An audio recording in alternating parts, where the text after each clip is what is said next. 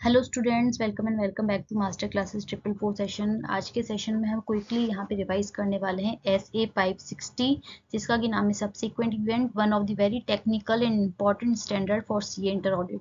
तो देखिए स्टूडेंट्स, यहाँ पे दो कैटेगरी में मैंने डिवाइड कर रखा है इसको, category A and category B. तो अब देखिए इसका मतलब क्या होता है। सबसे पहले SA, ध्यान से समझिएगा, SA 560 के हिसाब से सब्सिक्वेंट इवेंट क्या हो रहा है मैं वो बता रही हूँ आपको। तो सबसे पहले 3 डेट्स आपको देखनी पड़ेगी SA 560 के हिसाब से।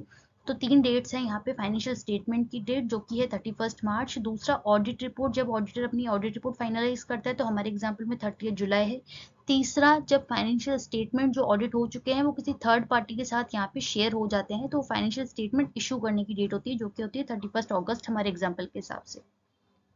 तो अब देखिए SA 560 के हिसाब से सब्सिक्वेंट इवेंट क्या होते हैं, ध्यान से समझिएगा। इसके ऊपर बहुत सारे केस सिनेरियो भी बनते हैं।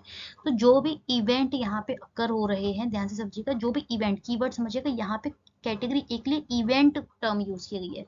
Event occurring between the date of the financial statement and the date of audit report, यानी इस वाली कैटेगरी की बात की गई है। ए कैटेगरी, जो भी फाइनेंशियल स्टेटमेंट और ऑडिट रिपोर्ट इशू करने के बीच के, ऑडिट रिपोर्ट जब भी फाइनलाइज हुई इसके बीच में जो भी इवेंट अकर होते हैं वो कैटेगरी ए के सब्सिक्वेंट इवेंट कहलाएंगे। पहली चीज तो ये। दूसरा, यहाँ पे जो भी फैक्ट पता चलते हैं, कीवर्ड समझिएगा, जो भी फैक्ट पता चल रहे हैं, कैटेगरी ए के लिए इवेंट टर्म यूज हुई थी, कैटेगरी बी के लिए फैक्ट टर्म यूज हो रहा है। जो भी fact which became known to the auditor after the date of auditor's report but before the financial statements are issued, very simple. यानी जो भी ऑडिट रिपोर्ट इशू करनी फाइनल होने के बाद, लेकिन जब तक किसी फाइनेंशियल स्टेटमेंट जो ऑडिटेड है किसी थर्ड पार्टी के साथ इशू नहीं किए गए हैं, तो इसके बीच में यानी 30 जुलाई से लेकर 31 अगस्त के बीच में जो भी फैक्ट ऑडिटर को पता चले हैं तो वो भी सब्सिक्वेंट इवेंट की कैटेगरी के अंदर आ जाएंगे, कैटेगरी बी के अंदर। कैटेगरी बी का ही दूसरा पार्ट है, जो भी fact which became known to the auditor after the financial statements have been issued, यानी 31 अगस्त के बाद भी कुछ फैक्ट जो ऑडिटर को पता चले हैं तो वो भी सब्सिक्वेंट इवेंट कैटेगरी के अंदर आ जाएंगे एज पर SA 560। तो यहाँ पे सब्सिक्वेंट इवेंट के अंदर दो टर्म यूज किए गए, कैटेगरी ए के लिए इवेंट यूज किए गए, कैटेगरी बी के लिए फैक्ट यूज किए गए हैं। अब ध्यान से समझिए यहाँ पे स्टूडेंट्स, यहाँ पे सबसे इंपॉर्टेंट चीज है, ये तो हो गया SA 560 के अकॉर्डिंग सब्सिक्वेंट इवेंट क्या होता है। एक चीज और मैं बता रही हूँ आपको, अकाउंटिंग स्टैंडर्ड 4 के हिसाब से भी सब्सिक्वेंट इवेंट दो तरीके के हैं, एक तो एडजस्टिंग इवेंट और दूसरा नॉन एडजस्टिंग इवेंट। तो यहाँ पे आपको डाउट हो रहा होगा कि हम स्टैंडर्ड्स ऑन ऑडिटिंग पढ़ रहे हैं तो अकाउंटिंग स्टैंडर्ड 4 कहाँ से आ गया। तो ऑडिटर अकाउंटिंग स्टैंडर्ड 4 भी देखेगा ये चेक करने के लिए कि यहाँ पे मैनेजमेंट ने प्रॉपर अकाउंटिंग AS 4 के अकॉर्डिंग की है कि नहीं की है। तो AS 4 के हिसाब से एडजस्टिंग इवेंट वो होते हैं जिसके रिस्पेक्ट में till the financial statement date कोई इंडिकेशन था, यानी 31 मार्च को पर्टिकुलर कोई इंडिकेशन था, उस वाले इवेंट का यहाँ पे एडजस्टमेंट होना नेसेसरी है। और अगर पर्टिकुलर बैलेंस शीट डेट तक कोई इंडिकेशन नहीं था तो वो नॉन एडजस्टिंग इवेंट हो जाएगा, तो उसका एडजस्टमेंट तो नहीं होगा लेकिन डिस्क्लोजर होगा। तो ऑडिटर यही देखेगा कि जहाँ पे एडजस्टमेंट होना चाहिए वहाँ पे एडजस्टमेंट हो गया कि नहीं हो गया। अगर वो नॉन एडजस्टिंग कैटेगरी का है तो वहाँ पे डिस्क्लोजर प्रॉपर आया है कि नहीं आया है। तो एग्जाम्पल क्या होंगे एडजस्ट, यहाँ पे एडजस्टिंग इवेंट के, फॉर एग्जाम्पल कोई डेटर्स जिसके रिस्पेक्ट में बैलेंस शीट डेट पे वो बैलेंस शीट के फिगर में आ रहा है, कोई डेटर्स है, लेकिन वापस बैलेंस शीट डेट के बाद वो पर्टिकुलर डेटर जो है वो यहाँ पे इंसॉल्वेंट हो गया।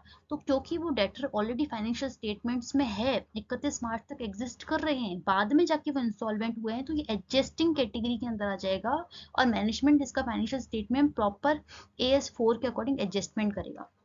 दूसरा, कोई लिटिगेशन क्लेम यहाँ पे था जिसके रिस्पेक्ट में बैलेंस शीट डेट पे प्रोविजन बना रखा है बैलेंस शीट में, लेकिन वो पर्टिकुलर बैलेंस शीट डेट के बाद वो एडजस्ट हो गया है, आउट ऑफ द कोर्ट ही वो पर्टिकुलर लिटिगेशन क्लेम जो था वो एडजस्ट हो गया है। तो उसके रिस्पेक्ट में भी क्योंकि वो 31 मार्च तक उसका प्रोविजन बन रखा था तो यहाँ पे भी वो एडजस्टिंग कैटेगरी के अंदर आ जाएगा। दूसरा, नॉन एडजस्टिंग कैटेगरी के अंदर 31 मार्च के बाद कोई मर्जर्स एक्विजिशन हो गए या फिर heavy amount of inventory fire में बिल्कुल डिस्ट्रॉय हो गई, क्योंकि 31 मार्च तक तो फायर लगी नहीं थी, 31 मार्च के बाद लगी है, तो ये यहाँ पे नॉन एडजस्टिंग कैटेगरी के अंदर आ जाएगा क्योंकि उसके फायर के रिस्पेक्ट में कोई भी इंडिकेशन नहीं था टिल 31 मार्च।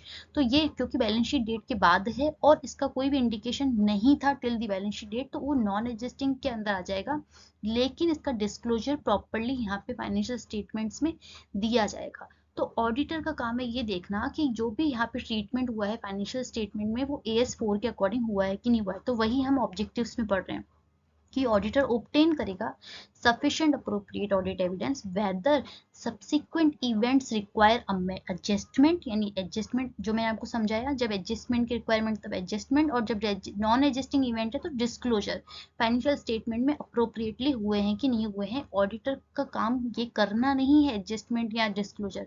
ऑडिटर यहाँ पे sufficient appropriate audit evidence gather करेगा कि मैनेजमेंट ने प्रॉपर्ली एडजस्टमेंट या डिस्क्लोजर डाला है कि नहीं डाला है। तो ये तो हो गई कैटेगरी ए की बात।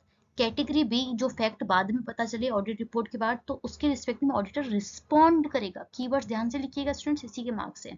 तो ऑडिटर के सेकंड कैटेगरी के रिस्पेक्ट में ऑडिटर को कोई sufficient appropriate audit evidence gather नहीं करने हैं, इस लाइन के भी अलग से मार्क हैं। बी कैटेगरी के रिस्पेक्ट में ऑडिटर का एज सच तो कोई रोल नहीं है, ये लिखना है आपको स्टूडेंट्स, ये स्टडी मटेरियल में बहुत बार रिपीट की हुई लाइन। फैक्ट जो पता चले हैं बी कैटेगरी के रिस्पेक्ट में अगर क्वेश्चन बनता है तो सबसे पहली लाइन तो यही हुई है कि क्योंकि ऑडिट रिपोर्ट इशू हो चुकी है तो एज सच ऑडिटर का कोई यहाँ पे रिस्पॉन्सिबिलिटी नहीं बनता है। लेकिन फिर भी अगर कोई फैक्ट पता चलते हैं तो ऑडिटर उसको रिस्पॉन्ड करेगा SA 560 के अकॉर्डिंग।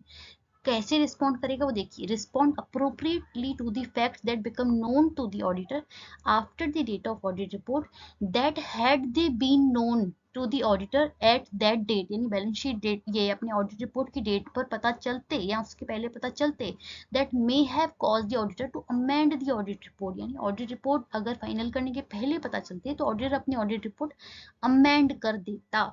तो एज सच तो ऑडिटर की कोई रिस्पॉन्सिबिलिटी नहीं है for B category subsequent event. लेकिन फिर भी अगर वो पर्टिकुलर फैक्ट्स इतने इंपॉर्टेंट हैं कि ऑडिटर को अगर वो पहले पता चलती है तो ऑडिटर अपनी रिपोर्ट अमेंड कर देता। तो ये दो ऑब्जेक्टिव रहेंगे SA 560 के हिसाब से ऑडिटर के। अब देखिए यहाँ पे audit procedure relating to event occurring between the financial statement date and date of audit report, यानी ए कैटेगरी के जितने भी सब्सिक्वेंट इवेंट हैं उसके रिस्पेक्ट में ऑडिट प्रोसीजर क्या होगा, डायरेक्ट 3 से 4 नंबर का क्वेश्चन बनता है। तो ऑडिट प्रोसीजर ये होगा कि ऑडिटर सबसे पहले अंडरस्टैंडिंग देगा कि मैनेजमेंट ने क्या प्रोसीजर बना रखा है, अगर कोई प्रोसीजर बना रखा है तो वो कैसे सब्सिक्वेंट इवेंट को आइडेंटिफाई कर रही है, तो वो प्रोसीजर ऑडिटर देखिएगा, उसकी अंडरस्टैंडिंग लेगा। इंक्वायरी करेगा मैनेजमेंट से, TCWG से कि सब्सिक्वेंट इवेंट अगर कुछ है तो किस अकॉर्डिंग वो अफेक्ट कर सकते हैं फाइनेंशियल स्टेटमेंट को। तीसरा, मिनट्स पड़ेगा, मीटिंग्स जो भी हुई हैं मैनेजमेंट के बीच में, ओनर्स के बीच में, TCWG के बीच में, जितने भी फाइनेंशियल स्टेटमेंट डेट के बाद जो भी मीटिंग्स हुई है उनके मिनट्स पड़ेगा। जहाँ पे मिनट्स अवेलेबल नहीं है तो इंक्वायरी करेगा उन मीटिंग्स के अंदर क्या क्या डिस्कशन हुआ था। जो भी अगर एंटिटी के इंटरिम फाइनेंशियल स्टेटमेंट्स हैं वो देखेगा, नेक्स्ट ईयर के जो भी सब्सिक्वेंट फाइनेंशियल ईयर है उसके इंटरिम फाइनेंशियल स्टेटमेंट अगर बने हुए हैं तो उसको रीड करेगा। इसके अलावा रिटन रिप्रेजेंटेशन वो मैनेजमेंट से ले लेगा कि कितने कितने सब्सिक्वेंट इवेंट यहाँ पे आइडेंटिफाई हो चुके हैं। अब फाइनेंशियल स्टेटमेंट इशू करना मैंने बता दिया किसी थर्ड पार्टी के साथ, जब वो यहाँ पे शेयर कर दिए जाते हैं फाइनेंशियल स्टेटमेंट तो उसको डेट ऑफ इशू माना जाता है ऑफ द फाइनेंशियल स्टेटमेंट। अब देखिए बी कैटेगरी में जो फर्स्ट सिचुएशन थी उसके रिस्पेक्ट में ऑडिट प्रोसीजर क्या होगा ऑडिटर का, facts which became known to the auditor after the date of auditor's report but before the date of the financial statements are issued, the auditor shall discuss करेगा वो matter management के साथ, TCWG के साथ, determine करेगा कि financial statement में उस फैक्ट को पता चलने के बाद क्या कोई अमेंडमेंट की, चेंजेस की नीड है कि नहीं है। अगर ऐसा है, अमेंडमेंट की नीड है, तो ऑडिटर ये इंक्वायरी करेगा कि मैनेजमेंट कैसे एड्रेस करना चाह रहे हैं उस पर्टिकुलर मैटर को फाइनेंशियल स्टेटमेंट्स में। अगर मैनेजमेंट भी अमेंडमेंट के लिए राजी हो जाते हैं तो ऑब्वियसली बात है ऑडिटर अपने एक्सटेंड करेगा audit procedure to the date of the new auditor's report, and वो एक न्यू ऑडिट रिपोर्ट प्रोवाइड भी करवाएगा। लेकिन अपनी न्यू ऑडिट रिपोर्ट में वो एम्फेसिस ऑफ मैटर पैराग्राफ या फिर अदर मैटर पैराग्राफ में ये बताएगा जरूर कि कौन से फैक्ट्स पता चले थे जिसकी बेसिस पे न्यू ऑडिट रिपोर्ट यहाँ पे इशू की गई है। दूसरा सिनेरियो ये हो सकता है जब मैनेजमेंट यहाँ पे अमेंडमेंट के लिए राजी नहीं होती है लेकिन ऑडिटर को ऐसा लगता है कि यहाँ पे अमेंडमेंट की जरूरत है। तो इसमें भी दो केसेस हो सकते हैं सेकंड सिनेरियो में कि जो ऑडिट रिपोर्ट है वो ऑलरेडी ऑडिटर की खुद के पोजीशन में है, वो यहाँ पे मैनेजमेंट के साथ शेयर नहीं की गई है। तो ऐसे केस में ऑडिटर जो होगा अपना ओपिनियन मॉडिफाई कर देगा उस फैक्ट के अकॉर्डिंग। दूसरा, अगर ऑडिटर ने ऑडिट रिपोर्ट भी मैनेजमेंट के साथ शेयर कर दी है तो ऑडिटर मैनेजमेंट से ये बताएगा कि यहाँ पे थर्ड पार्टी के साथ वो ऑडिट रिपोर्ट शेयर ना करें जब तक कि पर्टिकुलर अमेंडमेंट नहीं हो जाते। लेकिन अगर ऐसा बोलने के बाद भी अगर मैनेजमेंट ने थर्ड पार्टी के साथ वो ऑडिट रिपोर्ट या वो अनअमेंडेड फाइनेंशियल स्टेटमेंट शेयर कर दिए हैं तो ऑडिटर यहाँ पे क्या करेगा, लीगल एक्शन लेगा। यानी if the financial statement subsequent if the financial statements are subsequently issued without the necessary amendment, the auditor shall take appropriate legal action to seek prevent reliance on the audit report. Obvious ही बात है, जिन financial statement में कुछ amendment की need थी, वो fact यहाँ पे इतना इंपॉर्टेंट था कि उससे यहाँ पे अमेंडमेंट चेंजेस आने चाहिए थी, ऑडिटर का ओपिनियन चेंज होना चाहिए था। और अगर मैनेजमेंट ने without that amendment audit report या फाइनेंशियल स्टेटमेंट इशू कर दिए हैं, तो ऑब्वियस ही बात है वो फाइनेंशियल स्टेटमेंट्स, वो यहाँ पे जो भी ऑडिट रिपोर्ट है वो ट्रू और फेयर व्यू नहीं दे रही होगी। तो इसलिए ऑडिटर यहाँ पे लीगल एक्शन लेगा ताकि जो user of the financial statements है वो उसके ऊपर विश्वास ना करें। अब देखिए बी कैटेगरी का जो सेकंड वाला सिनेरियो था, facts which became known to the auditor after the financial statements have been issued, यानी फाइनेंशियल स्टेटमेंट भी इशू हो चुके हैं। तो इसके रिस्पेक्ट में ऑडिट प्रोसीजर सेम ही रहेगा, डिस्कस करेगा द मैटर, ऑडिटर वो डिस्कस करेगा matter with the management and TCWG, determine करेगा कि फाइनेंशियल स्टेटमेंट्स में कोई अमेंडमेंट की जरूरत तो नहीं है, अगर ऐसा है बिल्कुल सेम है, इंक्वायरी करेगा कि मैनेजमेंट उस पर्टिकुलर मैटर को कैसे एड्रेस करना चाह रहा है फाइनेंशियल स्टेटमेंट में। तो ये तो हो गया ऑडिट प्रोसीजर।